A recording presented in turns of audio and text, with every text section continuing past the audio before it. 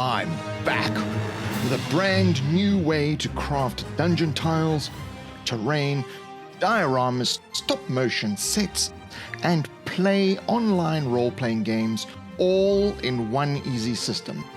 I'm the DMG, and welcome to the DMGinfo. Dungeons, dangerous caves, wild wilderness, turbulent towns, long roads, taverns and homes. Build your world. Build it with the DMG! Most traditional dungeon tiles assume you are using a top-down perspective, giving your role-playing game a tactical or strategy feel. This is probably why most people that don't like or haven't used terrain often say it feels board gaming. In reality, you consume the world in a first-person front-on perspective, and this is replicated in first-person RPGs on computers and consoles. In a top-down perspective, several problems occur, and one of those is the most interesting looking features are not represented or are difficult to view from above. You're normally looking at the roof, the floor, and other top-down aspects of your game world. In virtual tabletop games, you once again have the top-down tactical view, so the problem has pushed itself into the online realm as well. That problem is that role-playing games are primarily about cooperative storytelling and not about tactical combat. So things like theme, setting, and artistry are difficult to portray until now.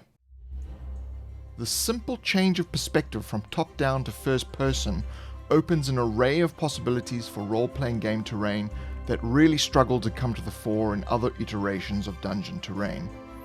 It also opens terrain building up to different disciplines and cross-pollination of crafting, painting, illustration, terrain building, photography, 3D printing, lighting design, and film.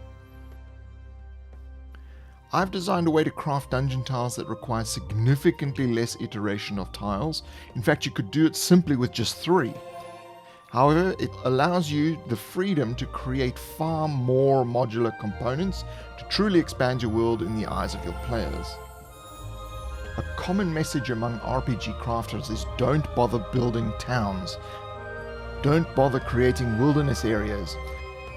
With a shift in perspective away from the tactical view, you can now reintroduce crafting where once you would only use theatre of the mind. This frees you to create vistas, wilderness, space station, deserts, hamlets, and other interesting locations without having to create a huge array of tiles. Fewer tiles means the system is more portable, lighter, and more flexible. As it is modular, you can extend its uses beyond your initial tiles with ease. Finally, you can bring the storytelling power of your terrain into the game, rather than just a few geometric grey shapes. This is not a new idea. This is an evolutionary combination of several different forms: the theatre stage, diorama terrain, and stop-motion animation sets. This is just the first time that I'm aware of that it's been used in this way and standardized for tabletop role-playing games. I'm going to show you how to use the power of a simple webcam to run games with people all over the world using incredible terrain, creating memorable stories. Simple, cheap, and easy. You don't need to play online, as the terrain works perfectly for in-person games with your friends around the table, and the added benefit of only taking up as much space as a laptop. There are 3 components to this system: the stage, the floor, and the wall. The stage has been designed to make it easy to position walls and the floor quickly and easily. You only need 1, but if you build several, you can have multiple scenarios set up ready to go.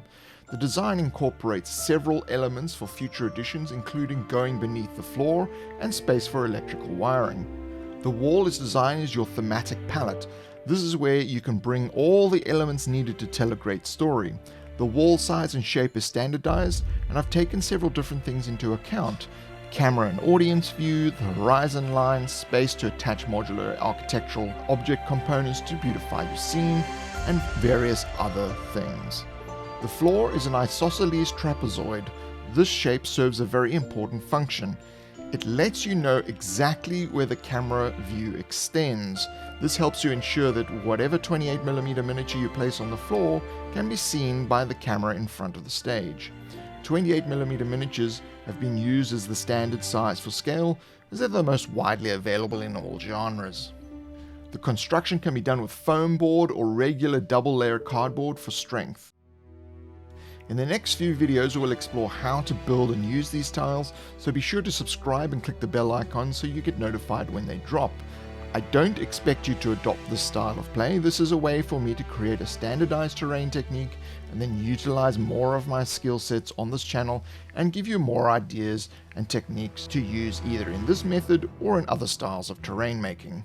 However, to keep this channel viable, I'm selling plans and templates for you to build these on the TheDMG.info website. For all things that will be built in these videos, I will not be utilizing Patreon, but you are able to make donations through PayPal if you wish to support my efforts. These videos take hundreds of hours of strategy, research, writing, filming, editing, and maintenance over years of their life on the internet. This video itself took 137 hours to produce and thousands of dollars of equipment.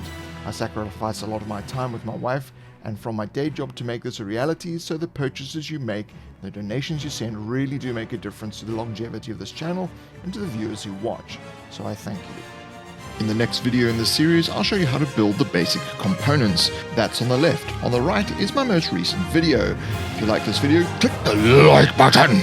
Until then, underwrite and ring-a-ding the ding-dong.